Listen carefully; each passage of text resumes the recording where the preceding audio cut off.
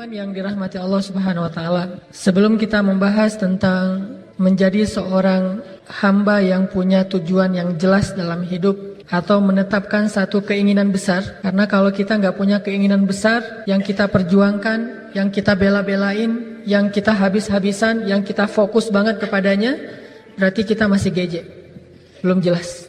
Orang yang udah jelas hidupnya tuh, dia tahu apa yang dia sedang perjuangkan. Orang yang udah jelas hidupnya itu, dia tahu kenapa dia berkorban, apa yang harus dia korbankan, apa yang harus dia kesampingkan, dan apa yang harus dia bela. Berarti dia tahu betul tujuan dan prinsip hidupnya. Dia punya cita-cita yang jelas, dia punya keinginan besar, yang itu akan dia perjuangkan habis-habisan. Orang kalau misalnya dalam hidupnya bingung harus melakukan apa yang paling penting, berarti belum jelas. Apalagi kalau sampai kita ngerasain hari kita tuh berlalu dengan sia-sia. Ada hari yang kita lewatin, aduh kok hari ini kayaknya biasa-biasa aja ya.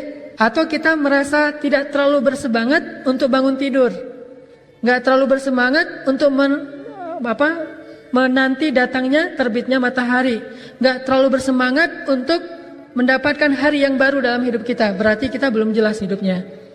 Jadi hidup seolah-olah mengalir gitu aja tuh. Terhadap apa yang udah lewat, ngerasa biasa-biasa aja, tidak ada makna. Terhadap apa yang belum terjadi, ngerasa nggak punya semangat untuk meraih sesuatu. Berarti itu geje banget. Kenapa? Nggak jelas kan ya? Nah, kita hari ini pengen belajar. Saya juga termasuk pengen belajar menetapkan satu keinginan terbesar dalam hidup kita, yang membuat kita membela habis-habisan keinginan itu, berkorban untuk keinginan itu, berjuang untuk keinginan itu, melewati berbagai macam rintangan dengan dengan juhdun, dengan semangat yang tinggi demi untuk ngedapetin keinginan itu. Dan coba kita renungkan sebuah kisah yang pernah terjadi di masa para sahabat. Jadi ada 4 orang soleh, ada 4 orang sahabat dan tabi'in lagi nongkrong nih di dalam Masjidil Haram, lagi ngumpul. Jadi ceritanya mereka lagi duduk dalam masjid, 4 orang anak muda. Ini saya sebutin namanya. Yang pertama namanya Mus'ab bin Zubair, anak muda. Yang kedua namanya Urwah bin Zubair, berarti dia adik kakak Mus'ab bin Zubair sama Urwah bin Zubair. Yang ketiga namanya Marwah bin Hakam. Dan yang keempat namanya Abdullah ibnu Umar. Kalau saya kenalnya cuma yang keempat doang nih, Abdullah ibnu Umar. Yang lain ada yang kenal? Nanti Google ya. Jadi ada yang namanya Mus'ab bin Zubair, Urwah bin Zubair, Marwah bin Hakam, dan Abdullah bin Umar. Sebetulnya ini agak terkenal, cuma kita mungkin jarang membaca tentang mereka. Nah, keempat anak muda ini yang umurnya kurang lebih sekitar antara 17 sampai 30 tahun, anak-anak muda ini lagi duduk di dalam Masjidil Haram. Tiba-tiba salah seorang di antara mereka nanya, kamu cita-citamu pengen jadi apa? Atau pertanyaannya, keinginan apa yang kamu ingin dapetin dalam hidup ini? Apa sih hal besar yang kamu pengen dapetin dalam hidup ini? Ini lagi pengen memperjelas maksud hidup. Kemudian orang yang pertama namanya Mus'ab bin Zubair bilang, kalau saya keinginan terbesar saya tuh pengen jadi gubernur, pengen ngegantiin Pak Aher, pengen jadi gubernur Irak. Itu keinginan terbesar dia dalam hidup. Itu satu. Ternyata nggak satu dia. Yang kedua, saya pengen nikahin cewek cantik yang namanya Sukainah binti Husain. Itu cewek idaman saya banget, itu gue banget, itu tipe saya banget tuh. Seandainya bisa, walaupun itu agak-agak mustahil, soalnya Sukainah itu terlalu tinggi untuk level saya. Tetapi yang namanya orang pengennya, saya pengen nikahin Sukainah bintu Husain. Dia sebutkan itu di depan Masjidil Haram, di depan Ka'bah, karena menurut dia sesuatu yang kayaknya agak-agak susah nih. Kayak ada seorang anak muda ditanya, kamu pengen apa dalam hidup? Ah, cita-cita terbesar saya dalam hidup pengen nikah sama siapa misalnya di antara artis ya. Yang main Talak 3 siapa tuh? Nah itu deh. Pengen nikah sama artis Fulan binti Fulan. Dia nyebutin nama itu dalam keinginan terbesar dia karena dia pikir kayaknya agak-agak mustahil. Nah kemudian Mus'ab bin Zubair bilang pengen nikah sama Sukainah binti Husain. Terus apa lagi? Udah segitu aja? Enggak, satu lagi kata dia. Apa? Pengen nikah juga sama Aisyah binti Tolha. Jadi pengen nikah 2 kali. Jadi cita-citanya pengen poligami. Wah, ini bahaya nih. Ini adalah Mus'ab bin Zubair. Kalau bisa ini jangan ya, cukup 1 aja, walaupun saya 2.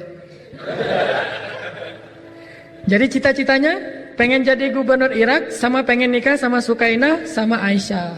2 cewek cantik idaman dia banget. Oke. Ternyata selang beberapa tahun kemudian Mus'ab bin Zubair benar-benar menjadi gubernur Irak dan benar-benar menikah dengan Sukainah dan Aisyah. Ini namanya himmah, keinginan terbesar. Dia berjuang untuk itu, dia habis-habisan untuk itu sampai dapat. Kalau udah dapat baru bingung, nih ngapain lagi ya gitu. Udah jadi gubernur, karena dia nggak punya himmah lebih tinggi dari itu, pokoknya pengen nguasain satu negeri yang namanya Irak. Akhirnya dia dapat, karena itulah himmah dia, jelas gitu. Gubernur Irak, nikah sama Sukainah, nikah sama Aisyah, dapat tiga-tiganya. Oke. Orang kedua, kamu pengen jadi apa? Apa keinginan terbesar dalam hidup kamu? Yaitu siapa tadi orang kedua? Urwah bin Zubair, adiknya. Urwah bilang gini, saya pengen jadi orang yang paling ngerti agama dan ahli hadis. Nih, lebih jelas lagi nih. Pengen jadi ulama, sama pengen jadi ahli agama dan ahli hadis, sehingga orang kalau nanya tentang hadis tanya ke saya. Akhirnya terkenallah di antara ulama ahli hadis itu yang bernama Urwah bin Zubair. Benar-benar jadi ahli hadis.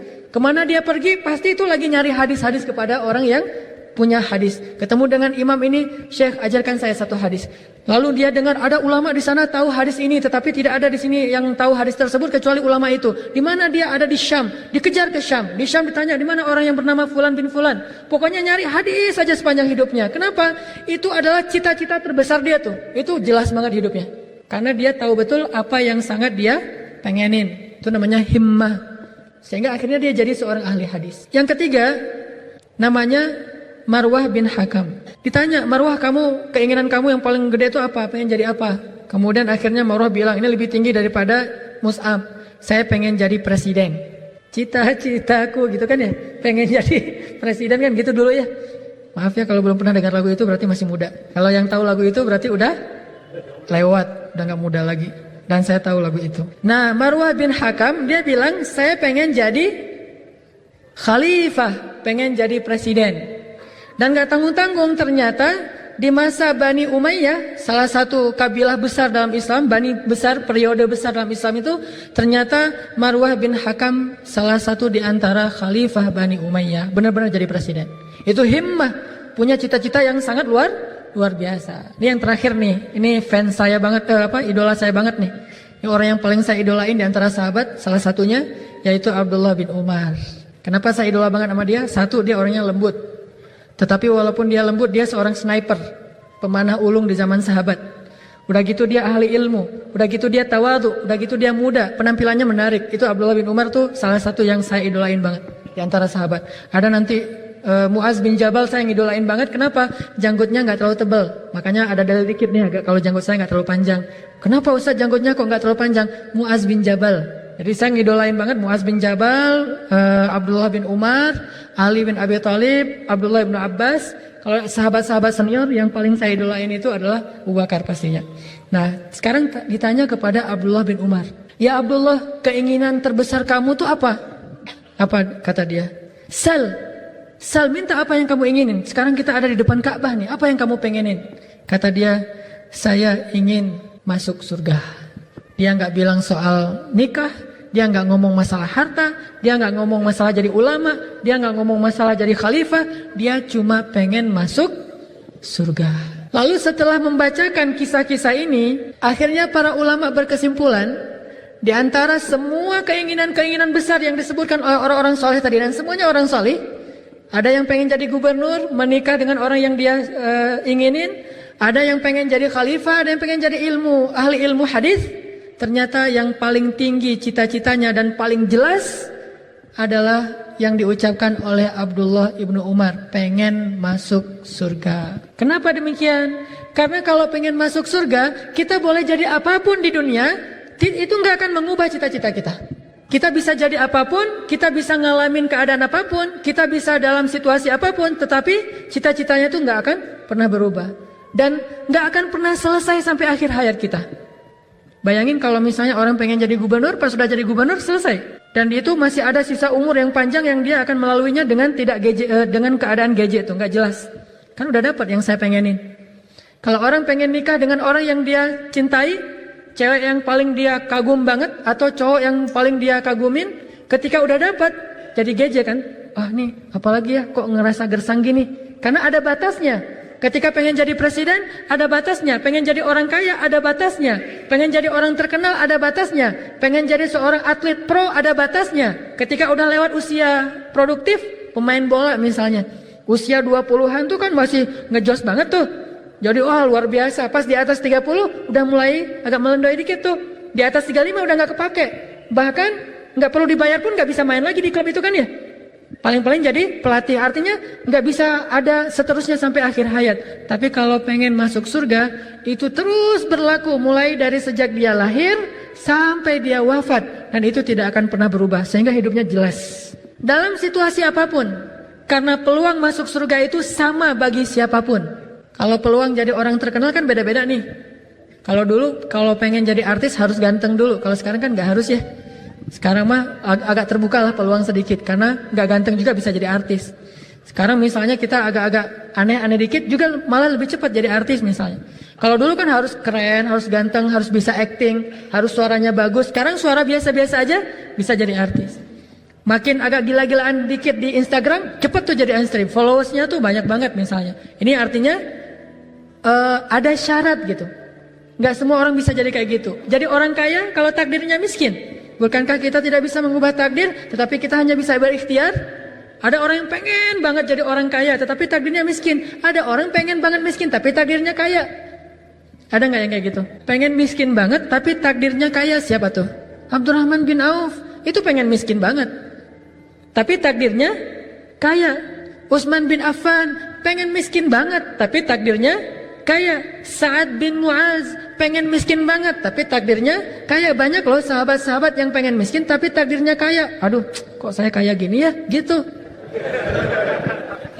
Kalau kita, aduh hidup saya kok gini melarat, susah makan. Ini enggak, aduh hidup saya kok berlimpah gini ya, semuanya serba ada. Aduh, jadi takut sombong. Ini Abdurrahman bin Auf nih. Pengen miskin, cuma gimana? Allah, saya mah bukan sombong ya Allah, harta saya banyak. Saya padahal pengennya miskin, tapi Allah sih ngasih saya kekayaan yang berlimpah. Abdurrahman bin Auf tuh udah infak biar habis hartanya, sekali berjihad itu berapa puluh miliar, tapi terus saja datang berlipat ganda. Makin dia sedekah makin nambah. Sesekali dia nggak pengen sedekah, ternyata nggak boleh, harus sedekah juga. Makin sedekah makin nambah, kan serba salah tuh. Pengen jadi orang kikir biar miskin, ternyata nggak boleh. Pengen jadi orang dermawan malah makin kaya. Karena janji Allah bagi orang sedekah itu 700 kali lipat, makin kaya makin kaya. Ketika Rasulullah wafat, Abdurrahman bin Auf ngasih harta kepada istri-istri Nabi, satu orang berapa? 21 miliar. Itu dihadiahin sama Abdurrahman bin Auf. Aisyah 21 miliar, Ummu Salamah 21 miliar. Masing-masing istri Nabi dikasih 21 miliar, bayangin. Terus ketika dia wafat, kalau dihitung 21 miliar itu adalah seperempat dari harta Abdurrahman bin Auf dikali 10, berapa tuh? 210 miliar. Itu baru 1/10 dari harta Abdurrahman bin Auf sebelum dia berdagang ke Syam. Gimana kalau ketika dia pulang bawa dagangan dari Syam, dari Yaman, dari Palestina, Yordania, hartanya tuh nggak kehitung jumlahnya. Kalau ada karavan yang datang dari Syam, Aisyah bilang, ya Rasulullah siap-siap. Kenapa? Ada pasukan yang mau menyerang kota Madinah. Lalu ketika Rasulullah udah siap-siap, ternyata kata para sahabat, ya Rasulullah nggak jadi perangnya. Kenapa? Ternyata bukan pasukan perang, tetapi karavannya Abdurrahman bin Auf. Saking banyaknya karavan dagangnya Abdurrahman bin Auf, disangka itu adalah pasukan musuh yang mau menyerang kota Madinah. Saking banyaknya. Mau gimana coba? Bukan dia yang pengen kan? Emang takdirnya gitu. Abdurrahman mah nggak habis-habisan buat training jadi bisnis pengusaha sukses, jadi motivator dengan tujuan freedom finansial gitu. Enggak, biar biasa-biasa aja, kerja biasa aja. Paling dagang, orang yang disuruh dagang, dia mah sibuk dengan dakwah, sibuk dengan Rasulullah, pergi ke sana kemari berdakwah, khuruj fisabilillah 3 hari, 40 hari kayak tabligh gitu deh. Dia nggak sibuk dengan berdagang, tapi ya takdirnya kaya. Ada yang miskin pengen kaya. Salah satunya siapa? Sa'labah. Itu miskin dan harusnya dia terima aja miskinnya. Tapi karena dia nggak terima, cita-cita dia tuh pengen kaya, bukan pengen masuk surga. Akhirnya dia datang ke Rasul, ya Rasulullah, doakan saya jadi orang kaya, saya akan banyak bersedekah. Kata Rasulullah, la tutib, kamu nggak akan sanggup jadi orang kaya. Kata dia, sanggup lah ya Rasul, masa jadi orang kaya nggak sanggup? Yang nggak sanggup tuh jadi orang miskin. Ini kata siapa? Sa'labah. Kata dia, sanggup jadi orang kaya, yang gak sanggup tuh jadi orang miskin ya Rasul. Saya udah capek lah jadi orang miskin. Saya pengen sekali-kali ya Rasul ngerasain makan enak, tidur enak, kaya. Kata Rasul, yang sedikit dan dapat kamu ridhoi itu lebih baik daripada yang banyak dan kamu tidak mampu bersyukur. Yang sedikit kamu bersabar itu lebih baik daripada banyak kamu tidak mampu bersyukur. Kata dia, enggak ya Rasul, saya siap jadi orang kaya. Kata Rasulullah, ya sudah kalau gitu. Dia enggak dengar nasihat Nabi. Padahal kekayaan itu bukan segalanya dan miskin juga bukan apa-apa. Biasa aja, mau miskin mau kaya tetap punya peluang masuk surga. Akhirnya Nabi berdoa, ya Allah berikanlah rezeki kepada Sa'labah. Dia pulang dapat doa dari Rasulullah. Ternak-ternaknya itu beranak pinak kayak ulat. Kalau bahasa ulama tuh kayak ulat. Gimana ulat sekali beranak pinak tuh banyak banget. Yang biasanya ternak ngelahirin 2 ekor 3 ekor, ini sampai 10 20. Wah banyak banget anak dari ternak-ternaknya. Sehingga dalam waktu singkat ternak-ternaknya Sa'labah memenuhi padang rumput, memenuhi 2 bukit. Itu semuanya ternak dia. Jadi kalau kita sekarang pergi ke Arafah di musim haji itu penuh dengan orang. Dulu tuh Arafah penuh dengan ternaknya Sa'labah. Bayangin sebesar itu. Seluas Arafah itu adalah ternaknya Sa'labah. Bayangin 1 ekor kambing harganya berapa? Ada yang menjual kambing di sini? Ada yang bisnis akikah?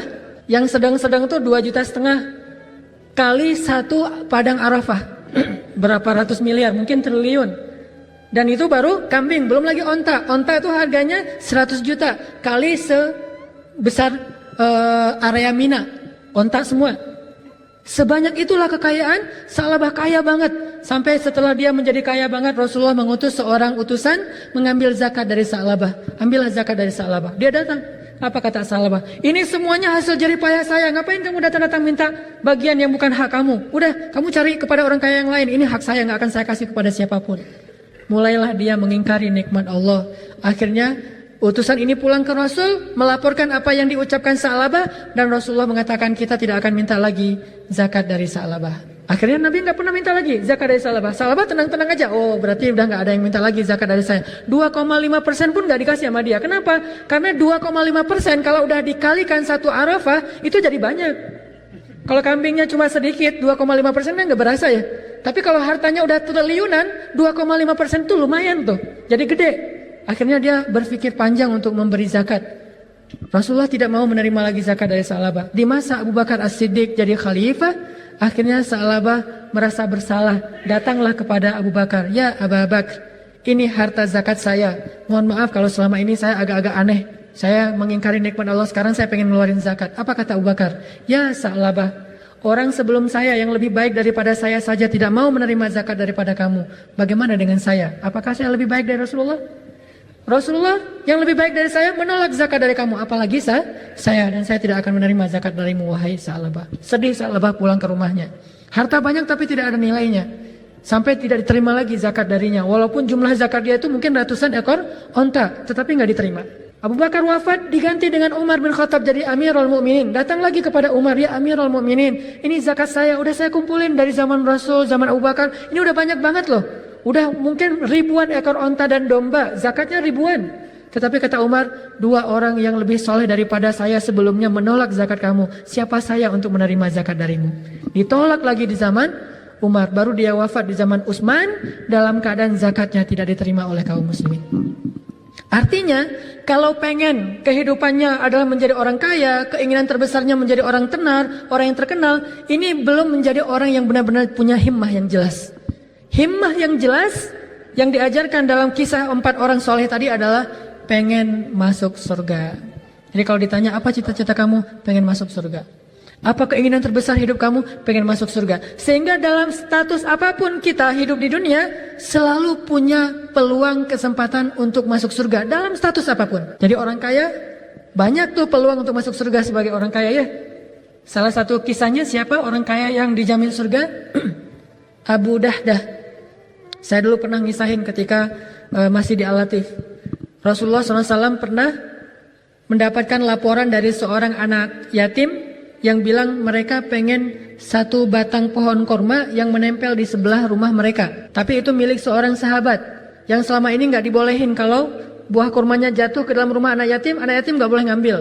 Sehingga akhirnya mereka sedih pengen pohon kurma itu. Ya Rasulullah, bolehkah kami mengambil buah kurma yang jatuh dari pohon yang ada di sebelah rumah kami? Lalu Rasulullah memanggil pemilik pohon kurma itu dan bertanya, bolehkah wahai fulan? Kata dia, tidak boleh ya Rasul. Kata Rasul, bagaimana kalau Allah menggantikan untukmu satu pohon kurma di dalam surga yang kamu berjalan di bawah naungannya 100 tahun belum keluar dari naungan dahannya. Pohon yang sangat besar, yang sangat subur, yang sangat banyak buahnya. Mau nggak kamu diganti dengan surga? Kata dia, tidak mau ya Rasul. Saya pengen buah pohon kurma yang ini aja. Yang di surga saya nggak mau. Akhirnya karena dia nggak mengizinkan, Rasulullah mengatakan kepada anak yatim, bersabarlah, itu bukan hak kalian, jangan ambil kalau ada buah kurma dari situ yang jatuh dalam rumah kalian. Karena persis sebelah rumah mereka. Mendengar janji Rasulullah ini, seorang sahabat di sebelah Rasul namanya Abu Dahdah langsung datang ke Rasul. Ya Rasul, ya Rasul. Apa? Ya Abu Dahdah, kalau saya yang melakukan apa yang engkau tawarkan tadi, saya bisa nggak dapat surga? Bayangin, ditawarin surga, sahabat yang pertama nggak mau. Sahabat yang kedua tahu betul bahwa pengen dia itu adalah surga. Saya bisa nggak dapetin surga ya Rasul? Kata Rasulullah, bisa ya Abu Dahdah. Oh ya, tunggu ya Rasul. Dia langsung pergi nyusul sahabat yang punya satu pohon kurma tadi. Dipanggil, ya Aba Fulan, kesini. Kata Abu Dahdah, ada apa ya Abu Dahdah? Kata Abu Dahdah, kamu tahu kebun kurma saya di Madinah? Kata dia, siapa yang tidak kenal kebun kurma milik Abu Dahdah? Di dalamnya ada 600 pohon kurma yang sangat subur. Sekali panen itu, satu pohon kurma itu bisa puluhan kilogram buah kurmanya. Dan itu ada 600 pohon kurma. Di dalamnya ada mata air, di dalamnya ada villa, kebun yang sangat terkenal di Madinah dengan kualitas kurma terbaik. Harga 1 kilogram kurma yang terbaik itu 300 real. 300 real itu sama dengan 1 juta. 1 kilonya 1 juta dan satu pohon kurma bisa puluhan juta. Dikali 600 sekali panen dan panennya 4 bulan sekali. Satu pohon kurma ada sekitar 60 kilo sampai 100 kilogram. 1 kilo 1 juta, berarti satu pohon 100 juta. Satu pohon 100 juta dikali 600 pohon, 6 miliar ya. 4 bulan penghasilannya 6 miliar. 4 bulan 6 miliar 60 miliar. Ayo matematikanya. 60 miliar ya. Benar Muzamil? Orang ITB 60 miliar. 60 miliar dalam satu bu.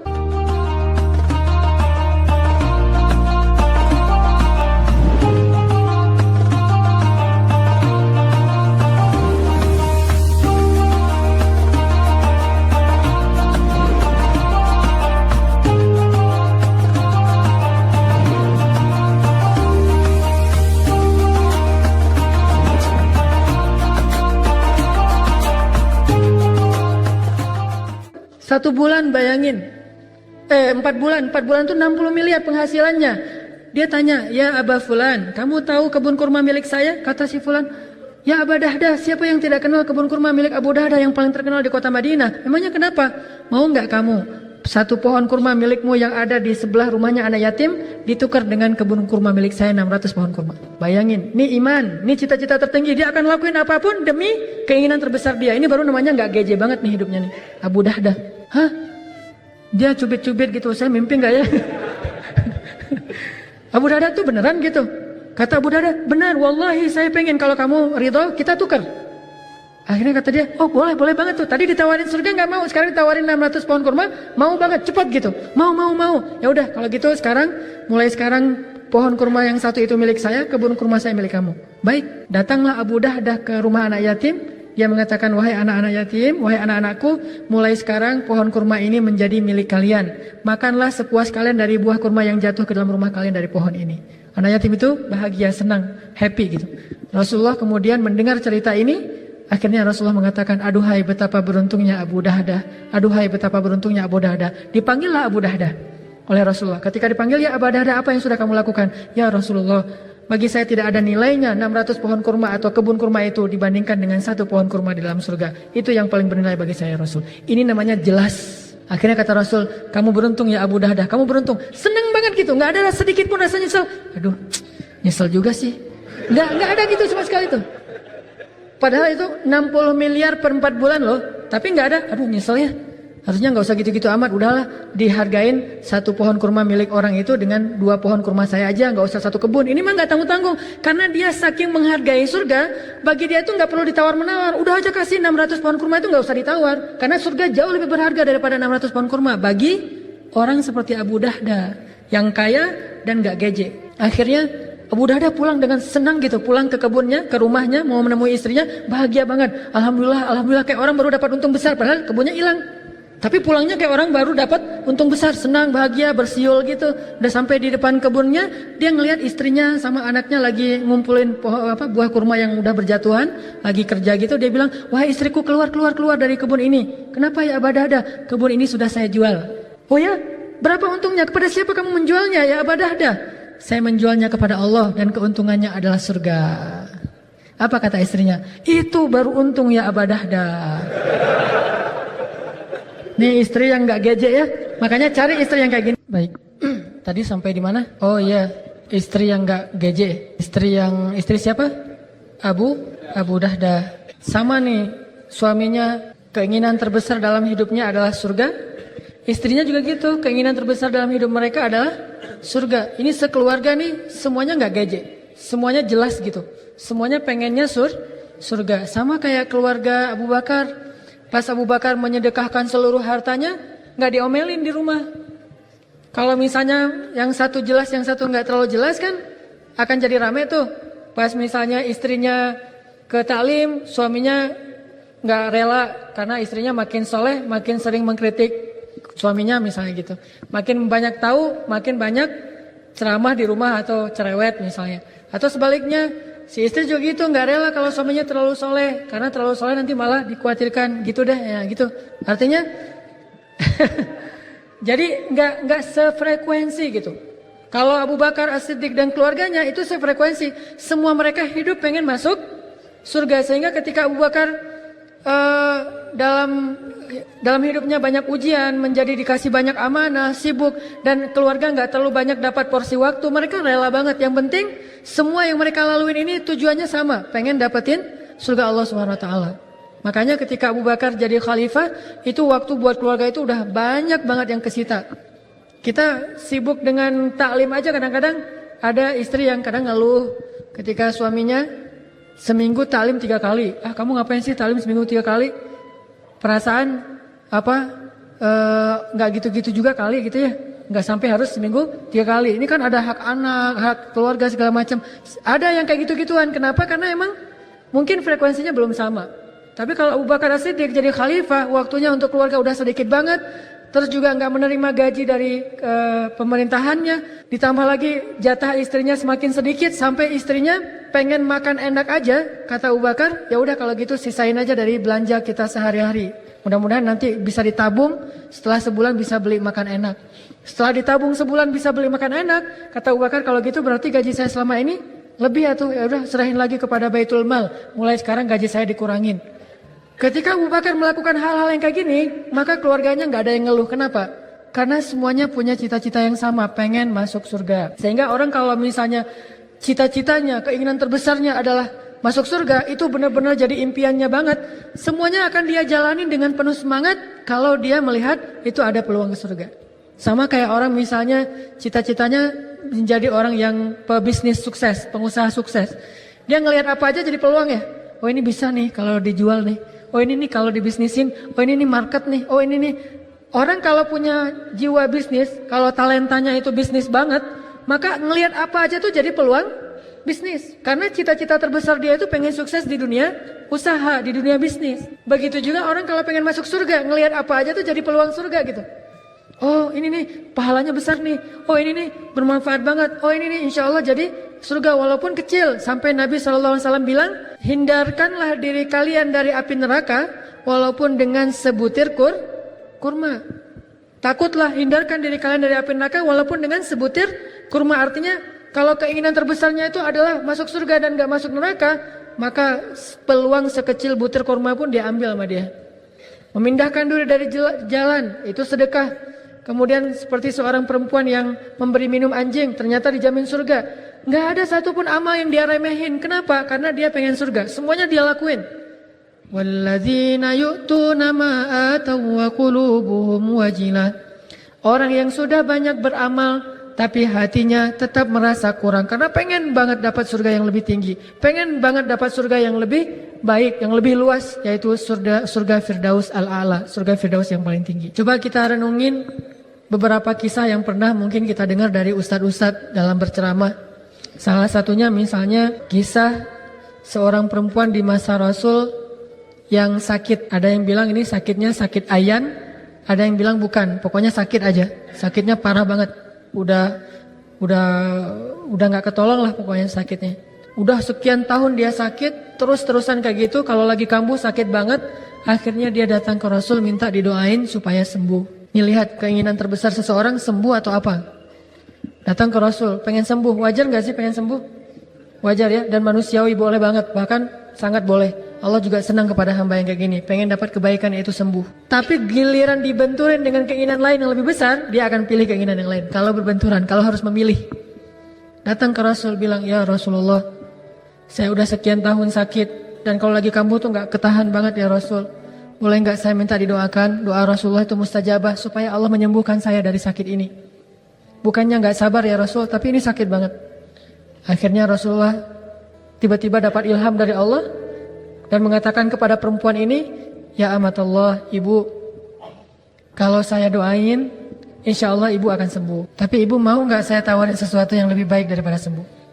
Ya Rasulullah, apa itu yang lebih baik daripada sembuh? Bayangin, orang yang sakit parah, kalau bahasa kita sekarang mungkin kanker ya, kanker stadium 4 lanjut, yang kata dokter gak akan bertahan, sakitnya luar biasa, sampai keluar belatung dari tubuhnya misalnya.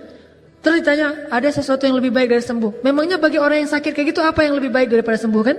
Bukankah sembuh yang terbaik bagi dia? Yang paling dia inginkan, yang paling dia impikan? Nabi bilang, maukah ibu saya tawarin sesuatu yang lebih baik daripada sembuh?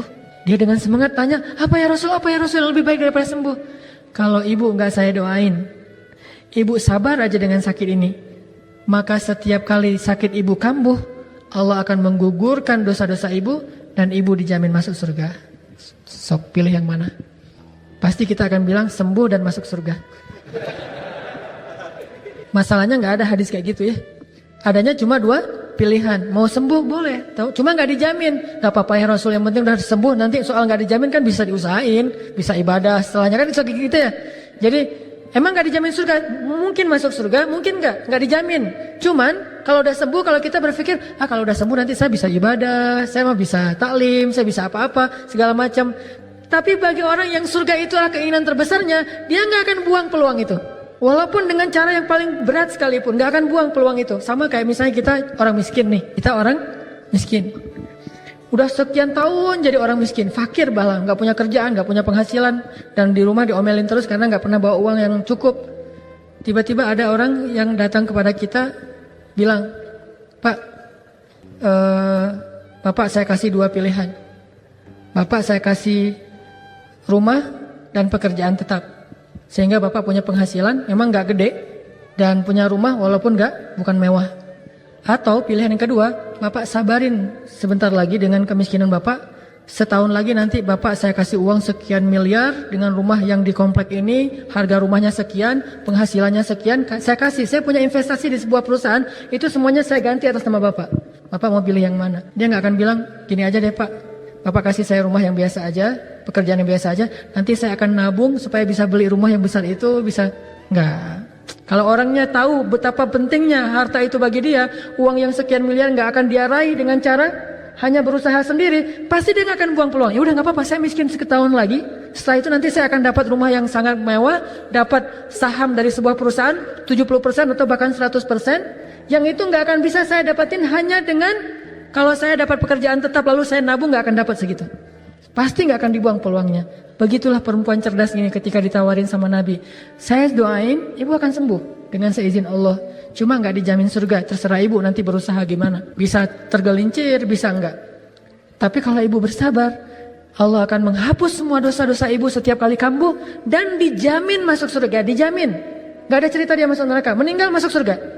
Mau yang mana ibu? Dia gak bilang, ya Rasul saya pulang dulu istikharah. Gak bilang gitu. Mau masuk surga istikharah, kan aneh. Ya Allah, nih masuk surga nggak ya, masuk surga nggak ya, kan nggak mungkin. Atau dibilang, ya Rasul boleh nggak saya minta yang ketiganya, apa tuh, sembuh dan surga. Nggak gitu juga, karena mereka bijak, tahu ini hanyalah ujian antara mau yang mana nih Allah suruh pilih.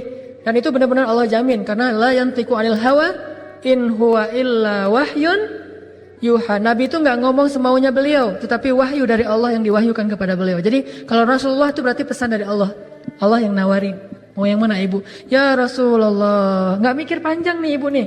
Nggak istikharah dulu, nggak mikir panjang dulu, nggak musyawarah dulu dengan keluarga, dengan suaminya. Mas, nih gimana nih? Rasulullah nawarnya agak nggak enak gini, nggak ada musyawarah. Langsung aja dia putusin, ya Rasulullah, saya memilih Allah dan Rasulnya. Saya memilih nggak apa-apa, saya sakit. Yang penting saya bisa masuk surga. Tapi beneran masuk surga? Beneran ya ibu. Masuk surga langsung, nggak masuk neraka dulu, nggak pakai apa mampir-mampir dulu, nggak pakai mampir-mampir, langsung masuk surga. Bisa gitu? Bisa. Ya udah, saya sakit aja deh. Coba bayangin. Ini orang yang jelas tujuan hidupnya. Dia akan lakuin apapun. Dia akan rela digimanain oleh keadaan, oleh takdir.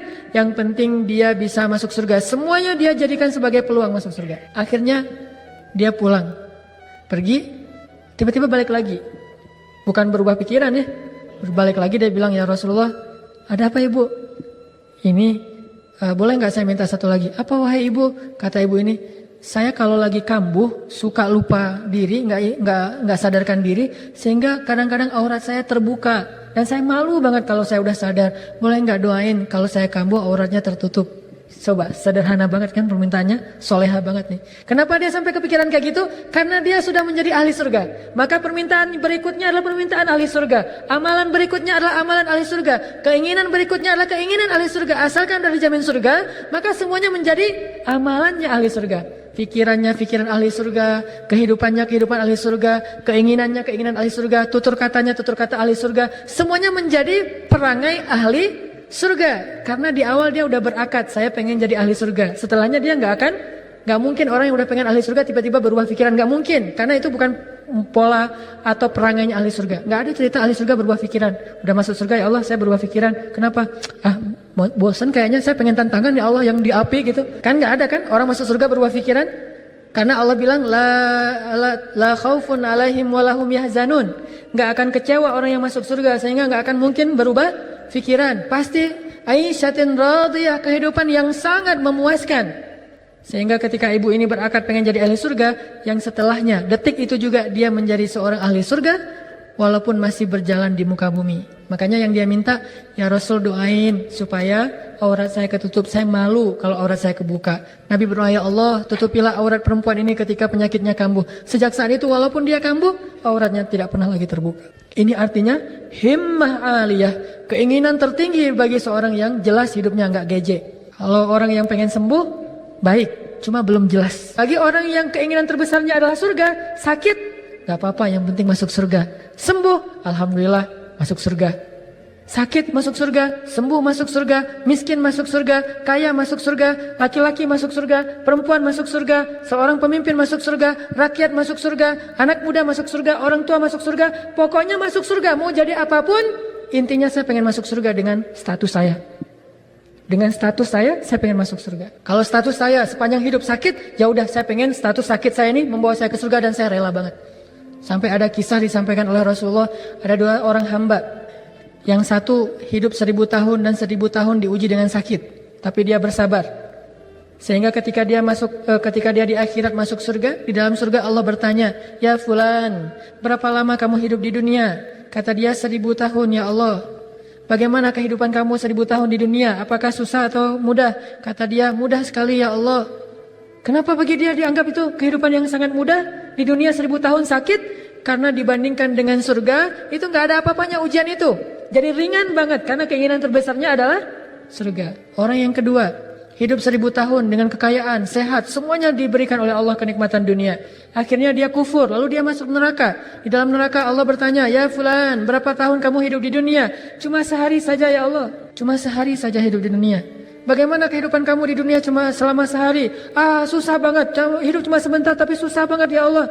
Dia ngeluh semua kehidupan dia di dunia. Kenapa dia anggap susah? Karena gak ada nilainya kenikmatan di dunia kalau udah diberikan akhirat dengan neraka. Makanya keinginan yang terbesar bagi orang yang faham, seperti Abdullah ibnu Umar, minta, sal tu'tah, minta kamu akan diberikan. Maka dia mengatakan, as'alul jannah, saya berharap masuk surga aja deh. Jadi pemimpin, khalifah yang bisa buat saya masuk surga. Oke. Jadi gubernur bisa buat saya masuk surga. Jadi suami bisa buat saya masuk surga. Jadi istri bisa buat saya masuk surga. Jadi jomblo pun bisa buat saya masuk surga. Siapa jomblo yang masuk surga dijamin surga? Perempuan? Maryam Al-Azra Maryam sang jomblo sejati yang solehah, yang terjaga. Al-Azra itu kalau bahasa Inggrisnya Saint, S-A-I-N-T, Saint Mary.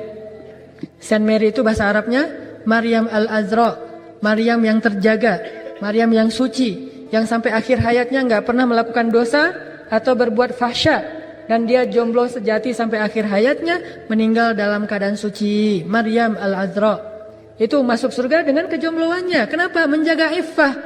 Dengan kejombloan dia ada peluang masuk surga. Mana peluang masuk surganya jomblo? Kan jomblo fisabilillah. Gimana jomblo fisabilillah masuk surga dengan kejombloannya? Dia menjaga iffah, menjaga kehormatan. Dia jomblo nggak mau macam-macam sampai halal. Kalau udah halal baru macam-macam banget. Kalau belum halal nggak mau macam-macam. Kalau udah halal banget gitu. Anak bromet yang baru nikah gitu. Jadi kalau udah nikah baru boleh segalanya. Kalau belum nikah jaga, karena itu kesempatan masuk surga kita. Justru kalau udah nikah nggak punya lagi kesempatan masuk surga lewat jalan jomblonya. Udah punya kesempatan masuk surganya berubah. Harus jadi seorang suami yang imam yang baik, atau jadi seorang ayah yang memberi nafkah, bertanggung jawab, mendidik anaknya. Beda lagi nanti peluang masuk surganya. Jadi, dan ada satu lagi, peluang mendapatkan naungan Allah di padang mahsyar sebagai anak muda yang mampu menjaga kehormatan sampai dia menikah, udah lewat kalau sudah nikah. Makanya kalau keinginan terbesar kita pengen masuk surga, semuanya akan kita lakuin dan kita lihat sebagai peluang surga. Habis-habisan demi surga. Kayak misalnya Rasulullah SAW lagi mau perang Tabuk. Itu perang pertama melawan pasukan di luar orang Arab. Ini pasukan yang sangat kuat, Romawi. Kemudian kaum muslimin belum terbiasa melawan mereka, jadi harus mempersiapkan segala sesuatu. Nabi mengatakan, siapa yang ingin menjadikan hartanya jalan masuk ke surga? Ya Rasulullah, ada apa ya Rasulullah? Ada apa ya Rasulullah? Semuanya semangat. Kalau udah ditawarin siapa yang pengen surga, langsung saya insya Allah siap. Siap insya Allah. Kalau pengen masuk surga, langsung ada apa ya Rasulullah? Apa yang bisa kita lakukan demi bisa masuk surga? Siapa yang pengen masuk surga lewat hartanya, kata Rasulullah. Kami ya Rasulullah. Maka kita akan berperang melawan pasukan Romawi, kita akan ke Tabuk. Maka siapa yang pengen masuk surga berinfaklah fisabilillah. Langsung bubar. Bubar ngapain? Pulang ke rumah masing-masing. Dia ngegeledah rumahnya, apa yang bisa saya infakin untuk keluarga, untuk jalan Allah. Datang-datang ada yang bawa onta, ada yang bawa domba, ada yang bawa emas, ada yang bawa perisai, ada yang bawa pedang, ada yang bawa segala macam dah pokoknya. Sampai Utsman bin Affan datang bawa 100 ekor kuda. Kata Utsman, apa yang kau bawa ya Utsman? 100 ekor kuda ya Rasulullah. Ya Allah, berkahilah harta Utsman. Karena didoain oleh Rasulullah, dia merasa, aduh, kalau cuma 100 ekor kuda, nyesel, harus bawa lagi supaya didoain lebih berkah lagi kan? Coba bayangin, pulang lagi tuh. Ya Rasul, sebentar Rasul. Ya, pulang. Datang bawa 300 ekor kuda lagi. Ya Allah, berkahilah harta Utsman. Hah? Didoain lagi, pulang lagi tuh. Bawa 500 ekor onta. Ya Allah, berkahilah harta Utsman. Hah? Pulang lagi tuh, bawa 5 kilogram emas. Aduh, pokoknya gak habis-habis dah. Tiba-tiba datang seorang laki-laki, Umar bin Khattab, dengan semangat pengen masuk surga lewat hartanya. Ya Rasulullah, ini. Dengan pede gitu. Ya Umar, berapa yang kamu berikan? Setengah dari harta saya Rasulullah. Bukan pamer ya.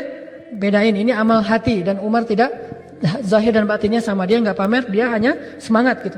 Ini ya Rasulullah. Akhirnya Rasulullah mengatakan, ya Allah, berkahilah harta Umar. Rasulullah tersenyum kepada Umar. Tiba-tiba belakang datanglah Abu Bakar. Hartanya gak banyak-banyak amat, udah habis soalnya sejak di Mekah juga kan. Orang kaya yang jatuh miskin kan Abu Bakar. Sama kayak Khadijah, kaya jatuh miskin gara-gara jalan Allah. Datang Abu Bakar bawa hartanya gak banyak-banyak amat, gak kayak Umar. Umar langsung mikir, nih surga saya akan lebih luas daripada Abu Bakar nih. Saya lebih banyak infaknya. Rasulullah tanya, ya Abu Bakar, berapa yang kamu infakkan? Ya Rasulullah, ini seluruh harta saya. Umar kaget, hah? Seluruh harta? Aduh, kalau gitu mah saya juga gak berani. Umar juga gak bisa kalau seluruh hartanya. Kalau Abu Bakar, ini seluruh harta saya Rasulullah. Gak ada lagi yang tersisa. Ya Abu Bakar, apa yang kamu sisakan untuk keluargamu? Saya tinggalkan Allah dan Rasulnya untuk keluarga saya. Keluarganya siap ditinggalkan Allah dan Rasulnya. Pasti pas udah Abu Bakar pergi, istrinya nanya, ya Abu Bakar mau kemana? Ini hartamu saya bawa semuanya. Terus kita ditinggalin apa? Allah dan Rasul. Oh ya Allah dan Rasul. Itu tuh orang yang pengen masuk surga. Istrinya kayak gitu banget tuh. Allah dan Rasul. Dia tahu betul bahwa keinginan terbesarnya adalah surga. Sama kayak seorang suami yang istrinya percaya, pinter memutarkan modal ya. Dia kalau bukan judi sih, dia pergi terus dia usaha dengan modal itu, pulang-pulang jadi lebih kaya misalnya gitu ya. Nah suaminya bilang ke istrinya, mah, nih ada peluang bisnis nih investasi bagus nih kayaknya menurut ilmu yang papa selama ini pelajarin, pengalaman bisnis, ini nih potensial banget nih mah. Terus papa mau gimana? Ini rumah kita sama mobil sama semua aset kita mau papa gadain untuk modal bisnis. Kalau istrinya orangnya tahu betul bahwa suaminya ini orang yang amanah dan pintar dan selalu tepat apa yang dia prediksiin, maka istrinya akan bilang, oh nggak apa-apa, ntar mama ambil dulu ya di bawah di dalam laci, diambilin sertifikat tanah, BPKB mobil, semuanya diambil dikasih ke suaminya. Kenapa? Satu, keinginan terbesar mereka berdua pengen kaya raya kan? Pengen lebih sukses lagi, pengen dapat uang lebih banyak lagi. Yang kedua, istrinya percaya kalau suaminya itu pasti prediksinya benar gitu. Ekspektasinya tuh dapat. Kalau dia puterin uang pasti kaya raya. Begitulah istri Abu Bakar As-Siddiq. Ketika Abu Bakar membawa harta, aset-aset mereka, istrinya mengatakan, oh ya nggak apa-apa. Karena dia nggak akan ngecewain keluarganya. Pasti akan berbuah surga Abu Bakar dan keluarganya. Habis-habisan tuh mereka kalau pengen dapetin surga. Sama kayak ketika keluarga Yasir, kan keluarga Yasir itu kan diikat di tengah padang pasir, nggak dikasih makan, cuma dikasih minum sedikit, terus dicambuk dengan batu yang besar, disiksa aja intinya, disiksa, dikulitin pelan-pelan, Yasir kepalanya dikulitin pelan-pelan rambutnya, sedikit demi sedikit jadi botak Yasir. Sumayyah juga gitu, dilecehkan, auratnya dibuka, ditertawakan, Sumayyah pokoknya digituin banget. Lalu Rasulullah merasa sedih ngelihat keluarga Yasir ini dan datang menghibur mereka dengan mengatakan apa? Sabran ya ala Yasir, fa inna mau'idakumul jannah. Sabarlah wahai keluarga Yasir, bersabarlah dikit lagi. Sesungguhnya janji Allah untuk kalian adalah surga. Ketika Nabi bilang janji Allah untuk kalian surga, wah jadi semangat lagi, jadi sabar lagi. Disiksa oleh Abu Bakar nggak berasa tuh, bahkan oleh Abu Jahal nggak berasa. Sampai Abu Jahal sendiri bingung, ini kenapa orang kayak nggak punya rasa lagi, kayak udah dibius gitu. Dicambuk biasa aja nggak berteriak, kenapa? Fa inna mau'idakumul jannah, janji Allah untuk kalian itu surga. Jadi kuat gitu. Asiyah, siapa? Istri Firaun. Ketika dia disalib di atas pohon kurma, orang lain merasa nggak kuat kalau digituin, Asia tersenyum di atas pohon kurma yang disalib. Tangannya dan kakinya dipaku coba, tapi tersenyum. Kenapa dia tersenyum? Karena Allah memberikan pemandangan kepada Asia, surganya Asia seperti apa. Ketika dia ngelihat seperti 3D gitu ya, atau 4D gitu, ngelihat surganya yang benar-benar dia lihat, maka akhirnya dia jadi tersenyum. Ini mah nggak apa-apa, ujian kayak gini disalib juga nggak apa-apa, mau 1000 kali disalib juga nggak apa-apa, yang penting masuk surga. Sampai Nabi bilang apa? Seandainya seseorang tahu gimana surga bagi orang yang syahid di jalan Allah, saya pengen syahid di jalan Allah, lalu hidup lagi, lalu syahid lagi, lalu hidup lagi, lalu syahid lagi. Saking luasnya dan besarnya surga bagi orang yang syahid di jalan Allah. Ini keinginan terbesar mereka. Sampai akhirnya ada juga cerita seorang sahabat yang ini satu-satunya sahabat yang dijamin masuk surga tanpa hisab. Di antara 70.000 orang yang masuk surga tanpa hisab, ada satu yang dijamin di antara sahabat. Namanya siapa? Ukasyah.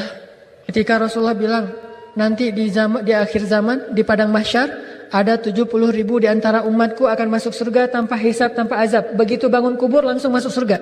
Yang lain ngantri dulu dihisab, yang lain pada disidang dulu, ada yang saling hujat-menghujat. Yang ini mah 70.000 orang langsung dari kuburnya ke surga, loncat gitu. Bangun dari kubur langsung surga. Luar biasa, 70.000 orang. Nabi bilang kayak gitu. Akhirnya Ukasyah bilang, ya Rasulullah, doain saya termasuk salah satu di antara mereka. Rasulullah tersenyum, ya Ukasyah, kamu tuh emang termasuk salah satu di antara mereka. Luar biasa ya. Langsung dijamin sejak hidup, dia dijamin masuk surga tanpa hisab. Salah satu dari 70.000 orang. Berarti sisa berapa? 69.999. Satu udah diambil sama Ukasyah. Itu benar-benar diambil. Akhirnya ada sahabat yang kedua bilang, ya Rasul, doain saya juga dong.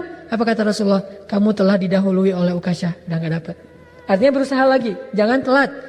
Dan sejak dapat itu, Ukasyah jadi semangat. Kenapa? Karena udah jamin masuk surga. Dia jadi orang yang ahli surga yang masih berjalan di bumi. Semangat beribadah, semangat membela agama Allah. Oh, luar biasa semangatnya. Sampai akhirnya di akhir hayat Nabi, dia pernah memeluk Nabi dalam keadaan tidak pakai baju Nabinya kan ya. Supaya bertemu kulit dia dengan kulit Rasulullah yang mulia. Dan kata Nabi, gak akan dibakar api neraka kulit yang bersentuhan dengan kulitku. Dan seterusnya dan seterusnya. Keinginan sahabat pengen masuk surga itu luar biasa. Sehingga apapun yang mereka alamin gak masalah asalkan mereka bisa masuk surga. Sampai ada sahabat yang dalam peperangan itu udah dibacok berkali-kali, udah kena panah, kena tombak segala macam, tapi dia masih semangat dan tersenyum. Dia bilang, aku mencium harumannya surga, aku mencium harumnya surga. bagi mereka surga itu luar biasa. Keinginan terbesar mereka, himmah, jelas banget. Sehingga mereka akan lakuin apa aja untuk mendapatkan surga. Makanya jadikanlah surga itu sebagai keinginan terbesar kita. Lalu kita jadi apapun dalam hidup kita, kita baca sebagai peluang masuk surga. Jadi seorang ustaz, gimana jadi ustaz yang bisa masuk surga? Mengajarkan ilmu, memberi nasihat, menyampaikan ayat-ayat Allah. Itu peluang masuk surga seorang ulama. Menjadi seorang murid, bukankah murid yang mencari ilmu akan Allah naungi dengan malaikat-malaikat dan setiap langkahnya itu dicatat sebagai penggugur dosa dan dijamin surga juga. Allah membanggakan nama mereka di arasy Allah dan di dalam surga nama mereka ditulis di lauhah. Lauhah itu spanduk-spanduk surga ada nama mereka. Wah, jadi semangat menuntut ilmu. Jadi apa lagi? Jadi apapun profesi kita, jadikan itu sebagai peluang masuk surga. Gimana caranya? Jadi pemain bola, gimana jadi pemain bola bisa masuk surga? Banyak. Bukankah jadi seorang selebriti yang diidolakan oleh banyak orang itu berarti bisa memberi pengaruh yang negatif atau positif? Sehingga ketika kita jadi seorang pemain bola terkenal, kita semangat main bola, lebih berprestasi lagi, jadi pemain yang top. Sehingga orang-orang akan mengeluh-ngeluh kita. Apapun yang kita lakukan itu ditiru sama mereka. Kita pakai apa, mereka akan pakai itu. Kita seleranya makan apa, mereka seleranya makan itu. Kita ngapain aja, mereka tiru semuanya. Jadi idola banyak orang. Sehingga kita berlakukan hadis, siapa yang menunjukkan satu kebaikan, dia dapat pahala dari setiap orang yang menirunya. Dan siapa yang memberi contoh suatu kebaikan, dia dapat pahala dari orang yang mencontohinya kan. Man dalla ala khair, man sanna sunnatan hasanah. Ternyata bisa juga lewat jadi pemain bola. Lewat jadi artis, apalagi lewat jadi musisi, lebih semangat lagi bermain membuat karya-karya musik yang bisa membangkitkan semangat orang untuk beramal soleh. Walaupun orang itu tidak menjadi sangat soleh dengan musik kita, minimal musik dan lagu kita itu menjadi awal dari berubahnya seseorang menjadi lebih baik. Mungkin mereka tidak belajar agama dengan musik kita. Mungkin orang tidak akan belajar agama dengan lirik-lirik lagu kita. Tetapi lirik lagu kita itulah yang membujuk hatinya, yang mengetuk hatinya, yang awalnya tadi jauh dari Allah, tiba-tiba pengen mendekat kepada Allah. Setelah dia dekat, dia kemudian bertemu dengan para ulama dan belajar agama. Mungkin lewat musik. Makanya saya pribadi juga sering banget merasa disemangati oleh lagu-lagu yang penyemangat, nasyid, ataupun lagu-lagu religi, atau lagu-lagu motivasi itu menyemangati banget. Kayak misalnya dulu pas kita hiking dulu ada lagu mengarungi samudra kehidupan, kita ibarat para pengembara, hidup ini adalah perjuangan, tiada masa tuh berpangku tangan. Jadi semangat lagi gitu, beramal soleh, berdakwah, berukhuwah. Itu kan musik-musik yang membangkitkan semangat. Dan mungkin para penyanyi itu atau yang menulis lirik lagu itu, komposernya gak sadar berapa banyak orang yang jadi semangat pagi-pagi bangun untuk beramal soleh, berdakwah gara-gara dengar lagu dia. Berapa besar pahalanya. Saya pernah dengar lagunya Ustaz Atep tentang syukur kepada Allah dengan bentuk rapnya. Gara-gara dengar lagu itu, saya kalau dengar lagu gak cuma dengerin musik tapi perhatiin liriknya inspiratif, akhirnya jadi semangat lagi. Mungkin yang menyanyikan gak sadar bagaimana lagu-lagunya itu memberi semangat bagi orang untuk beramal soleh. Dan ternyata bakat suara kita itu anugerah dari Allah untuk kita berdakwah dengannya. Bukankah ada nabi yang berdakwah dengan suaranya? Siapa nabi itu? Daud alaihissalam. Nabi Daud berdakwah dengan suaranya selain dengan kekuatannya.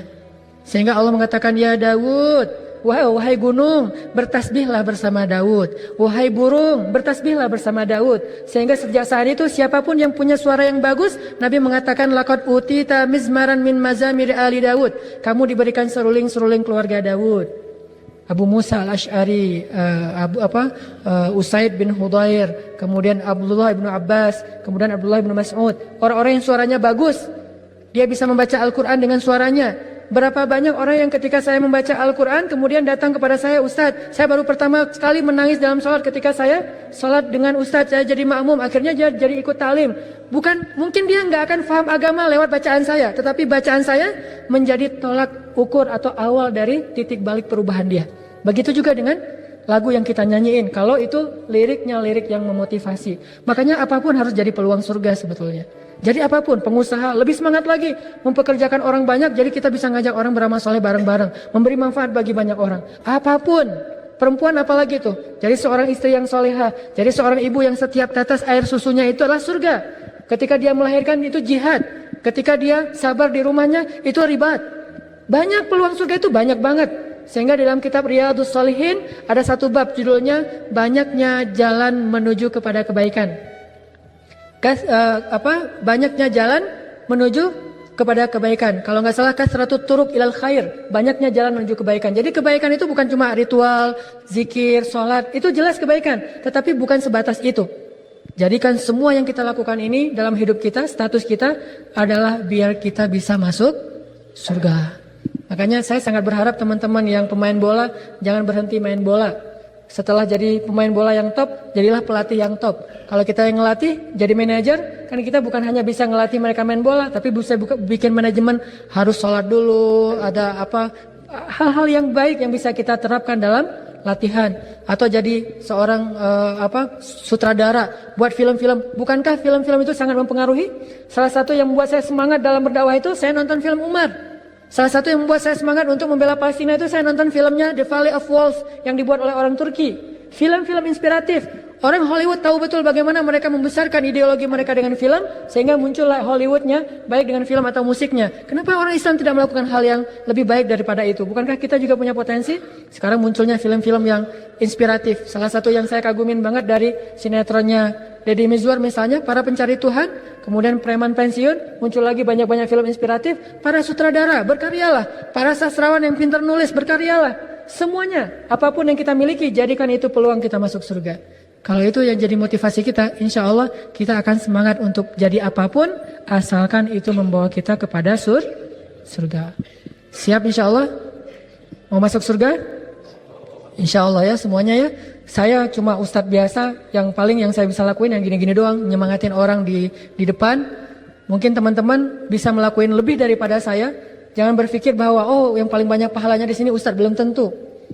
Bisa jadi yang paling banyak pahalanya di antara kita di sini adalah bisa jadi seorang desainernya yang karena desain dia, karena tim kreatif yang buat poster yang bagus sehingga orang jadi semangat datang ke masjid. Saya menyampaikan ilmu, saya dapat pahala mudah-mudahan dari ilmu itu. Tapi ada yang mengajak, sehingga setiap orang yang berpahala di sini, pahalanya juga sama diberikan kepada orang yang tadi mengajak. Mengajak bisa dengan cara SMS, nge-broadcast, atau nge-regram, atau membuat poster, apapun lah, pokoknya jadilah seniman kan. Makanya sekarang kita di gerakan kita ini butuh lebih banyak lagi seniman tuh, yang bisa lebih kreatif lagi, membuat lebih banyak karya-karya lagi untuk dunia anak muda dakwahnya. Sehingga ketika anak muda tertarik dengan poster-poster kita, dakwah-dakwah kita yang kreatif, mereka datang ke masjid, mereka jadi pengen belajar agama, kita dapat surga lewat jalan itu. Makanya jadi seniman, jangan berhenti jadi seniman. Jadi seorang komposer, jangan berhenti jadi komposer, terus latih diri kita. Jadilah Ahmad Dhani yang bisa masuk surga. Jadilah Iwan Fals yang bisa masuk surga. Jadilah Melly Guslow yang bisa masuk surga. Jadilah apapun yang bisa masuk surga lewat potensi yang dia miliki. Saya berharap anak-anak muda tuh kayak gitu. Mudah-mudahan ini akan jadi penyemangat buat kita meraih surga Allah dengan cara berprestasi, berkarya. Tentunya walau selain pengen masuk surga, kita cinta banget dengan negeri ini, bangsa ini, tanah air kita ini Indonesia, dan kita pengen banget negara ini maju bukan hanya dengan memamerkan yang sifatnya hanya materi, tetapi maju dengan peradabannya, dengan akhlaknya, dengan agamanya, dengan Islamnya, seperti Islam pernah maju di kota Madinah, di kota Baghdad, di kota Damaskus, di Mesir, dan di Palestina pada masa-masanya yang terdahulu. Insya Allah Islam akan bangkit di Indonesia karena anak-anak mudanya yang ingin masuk surga insya Allah. Sebelum saya tutup ada satu pengumuman. Insya Allah mulai hari Sabtu besok akan ada taklim khusus buat cewek-cewek dengan judul Ladies Day ya. Jadi kalau di tempat hiburan itu ada namanya Ladies Night. Jangan curiga dulu, saya tahunya juga dari orang lain. Jadi ada Ladies Night buat tempat-tempat hiburan. Kita mah di dakwah mah ada Ladies Day. Hari Sabtu jam 9 pagi di masjid kita, Masjid Al-Latif, akan diadain taklim khusus buat cewek doang. Jadi yang merasa bukan cewek, kita ada hari kita lah. Ini hari Ladies Day mah akan diajarkan insya Allah, disampaikan oleh istri saya, pacar saya, Hanin. Saya Hanan, dia Hanin. Jadi Teh Hanin yang akan ngajarin. Dan by the way, Hanin ini, istri saya ini nilainya jauh lebih bagus daripada saya di Al-Azhar. Jadi kalau teman-teman ngelihat saya agak ngaco, insya Allah gak akan dengerin yang ngaco dari istri saya. Soalnya nilai dia lebih bagus, terus dia lebih serius belajar agamanya. Malah saya sering banyak belajar dari dia juga. dan sebagian materi saya itu sebenarnya dia yang nyiapin, saya tinggal baca doang. Ya, jadi kalau mau langsung mendengar referensi aslinya dari dia aja deh. Itu insya Allah akan diajarin sama Teh Hanin pada hari Sabtu di Masjid Al-Latif jam 9 khusus untuk perempuan Ladies Day. Mari kita tutup dengan sama-sama berdoa kepada Allah. Mudah-mudahan kita istiqomah di jalan Allah. A'udzu billahi minasy syaithanir rajim. Bismillahirrahmanirrahim. Rabbana lakal hamdu kama yanbaghi li jalali wajhikal karim wa 'azimi sultanik.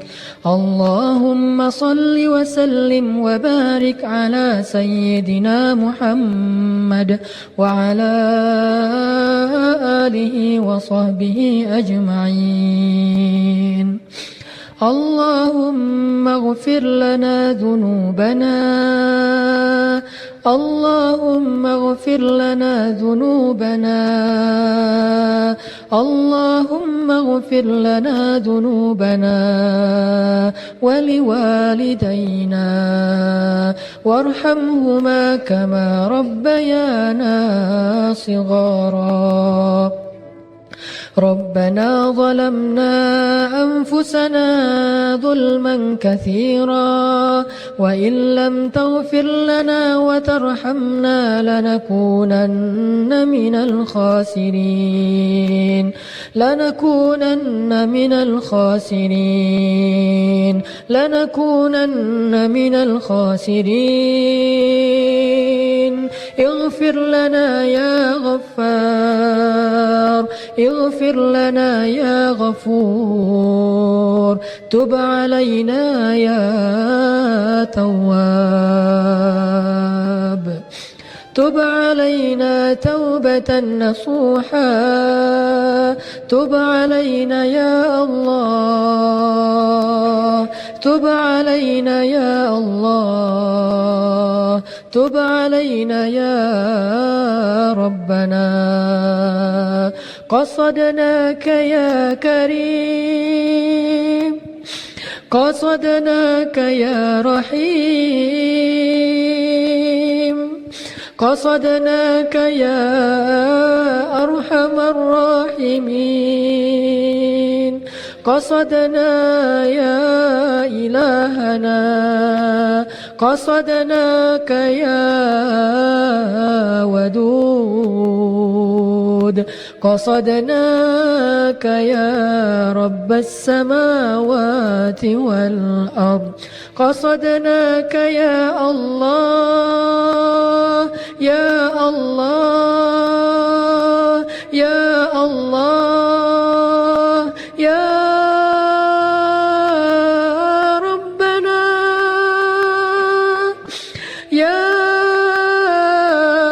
ربنا يا ربنا قصدناك يا سميع الدعاء قصدناك يا مجيب الدعوات قصدناك يا أكرم الأكرمين قصدناك يا أرحم الراحمين ربنا نسألك رضاك والجنة نسألك رضاك والجنة نسألك رضاك والجنة نسألك الفردوس نسألك الفردوس نسألك مرافقة نبيك في الفردوس يا الله يا الله نسألك الجنة نسألك الجنة نعوذ بك من عذاب جهنم نعوذ بك من عذاب جهنم إن عذاب جهنم كان غراما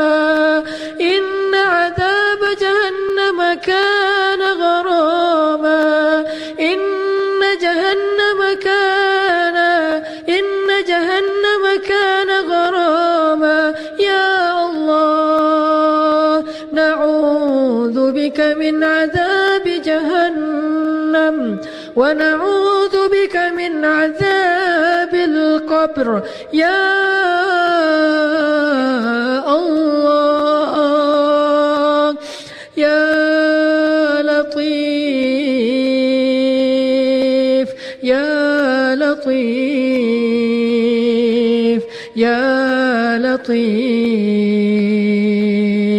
يا رؤوف يا الله يا أرحم الراحمين. Ampunkanlah dosa-dosa kami ya Allah, dosa yang kami pernah lakukan sepanjang hidup kami ya Allah, yang bahkan kami sendiri tidak sanggup untuk menghitungnya ya Allah.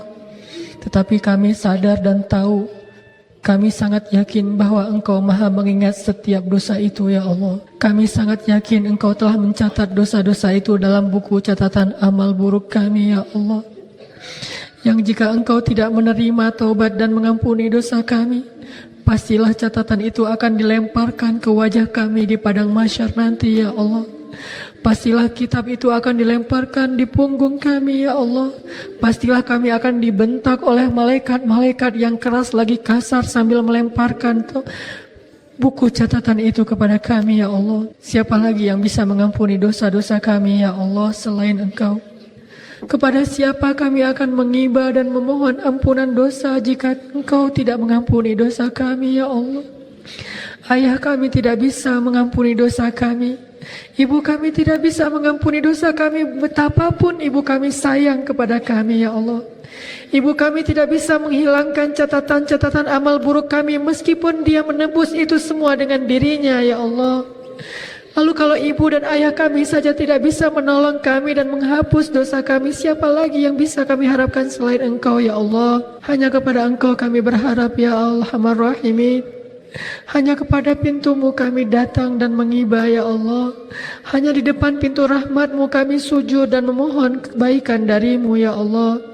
Qasadna ya Rabbana, hanya Engkau yang kami maksud ya Allah. Hanya Engkau yang kami harapkan ya Arhamar Rahimin. Ampunkanlah dosa-dosa kami ya Allah. Kami tidak tahu apakah kami bisa sanggup istiqomah sampai akhir hayat kami dalam keadaan seperti ini ya Allah.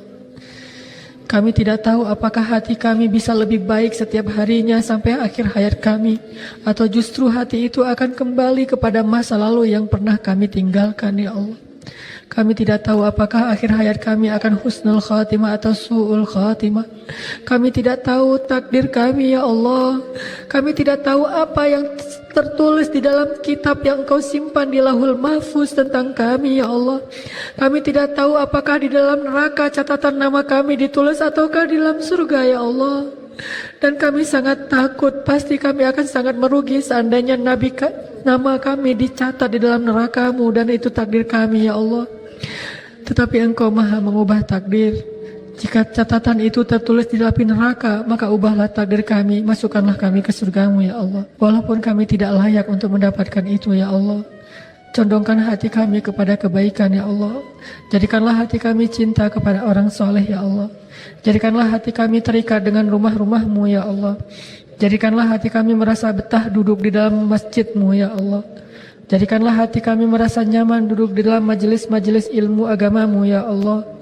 Jadikanlah hati kami mencintai saudara-saudara kami yang saling mencintai karena Engkau ya Allah. Jadikanlah hati kami senantiasa bersungguh-sungguh dalam kebaikan ya Allah. Jadikanlah hati kami cinta kepada keimanan ya Allah. Dan hiasilah rasa cinta itu di dalam hati kami ya Arhamar Rahimin. Ya Allah, ampunkanlah dosa ibu dan bapak kami ya Allah. Ampunkanlah dosa ibu kami ya Allah. Berikanlah ampunan untuk ibu kami dari setiap tetes ASI yang dia berikan kepada kami ya Allah. Berikanlah ampunan kepada ayah kami dari setiap tetes keringat yang mereka gunakan untuk menafkahi kami ya Allah. Ya Allah, jangan biarkan air mata ibu kami menjadi sia-sia ya Allah. Jadikanlah setiap air mata ibu kami itu kebaikan dalam hidup kami ya Allah. Dan jadikanlah kami anak-anak yang kalau tidak bisa membalas budi baik ibu dan ayah kami di dunia, jadikanlah kami bisa membalasnya di akhirat ya Allah. Jadikanlah kesolehan-kesolehan kami yang baru sederhana ini di dunia akan menolong ayah ibu kami nanti di akhirat ya Allah. Mungkin di antara kami di sini ada orang tuanya yang sudah wafat. mungkin ayahnya, mungkin ibunya, mungkin kedua-duanya ya Allah, yang sekarang tidak bisa lagi berbakti kepada orang tuanya. Maka jadikanlah sedikit amal soleh kami sekarang di dunia bisa menjadi bakti kami untuk menolong orang tua kami nanti di akhirat ya Allah. Ya Allah, kami rindu kepada orang tua kami yang sudah wafat. Ya Allah, kami rindu kepada orang tua kami yang sudah wafat. Kami ingin berkumpul lagi dengan mereka di dalam surga ya Allah. Ya Arhamar Rahimin, sayangilah istri kami ya Allah. Sayangilah suami kami ya Allah. Sayangilah anak-anak kami ya Allah. Janganlah Engkau memisahkan kami di akhirat gara-gara kami tidak taat kepadamu ya Allah. Jadikanlah kami sekeluarga bertemu di dunia dan berkumpul lagi nanti di akhirat. Ya Arhamar Rahimin, menangkan Islam di Indonesia dengan bangkitnya para pemuda ya Allah. Ya Allah ya Arhamar Rahimin, berikanlah hidayah-Mu kepada hati-hati para pemuda di Indonesia ya Allah. Ya Allah ya Arhamar Rahimin, bangkitkanlah semangat para pemuda untuk membela agama dengan dakwah dengan akhlaknya ya Allah. Ya Allah ya Arhamar Rahimin, bantulah para pemuda-pemuda di Indonesia dan khususnya di Bandung agar semuanya bersatu dalam barisan dakwah ya Allah. Jadikanlah mereka adalah cikal bakal bangkitnya pergerakan Islam dan peradaban Islam ya Allah. Jadikanlah mereka para pemuda Ashabul Kahfi. Jadikanlah mereka pemuda Hawariyin. Jadikanlah mereka pemuda-pemuda Muhajirin. Jadikanlah mereka pemuda-pemuda Ansar. Ya Allah, bangkitkanlah Islam dengan pemuda-pemuda yang ada di Masjid Istiqomah ini ya Allah. Ya Allah, jadikanlah kami salah satu di antara pembela agama-Mu ya Allah. Kami tahu betapa istimewanya menjadi pembela agama-Mu walaupun kami merasa tidak pantas untuk itu ya Allah. Ya Allah, beri kami kesempatan untuk bisa membela agama-Mu. Beri kami kesempatan untuk menjadi kesatria dalam Islam sebagaimana Engkau telah menjadikan Muhajirin dan Ansar sebagai kesatria dalam Islam. Ya Allah, bangkitkanlah di antara kami Muhammad Al-Fatih. Bangkitkanlah di antara kami Salahuddin yang baru. Bangkitkanlah di antara kami Umar bin Abdul Aziz. Bangkitkanlah di antara kami para rijal yang akan membawa agama ini kepada yang lebih baik. Ya Arhamar Rahimin, berikanlah kepada kami pasangan-pasangan yang menyejukkan hati kami, anak-anak yang bisa menjadi ketaatan bagi orang tuanya dan menyejukkan pandangan orang tuanya. Anugerahkanlah kepada kami sepotong saja dari surga-Mu di dunia, yaitu keluarga yang solihah. Berikanlah kami keluarga yang solihah yang menjadi kesenangan bagi kami di dunia, agar kami bisa beristirahat dari penatnya kehidupan kami. Ya Allah, jadikanlah rumah kami adalah surga. Jadikanlah istri kami adalah bidadari. Jadikanlah suami kami adalah seorang rijal, seorang kesatria, imam. Jadikanlah anak-anak kami adalah lu'lu' wal marjan. Rabbana atina fid dunya hasanah wa fil akhirati hasanah wa qina adzabannar. Subhanakallahumma wa bihamdika asyhadu an la ilaha illa anta astaghfiruka wa atubu ilaik. Assalamualaikum warahmatullahi wabarakatuh.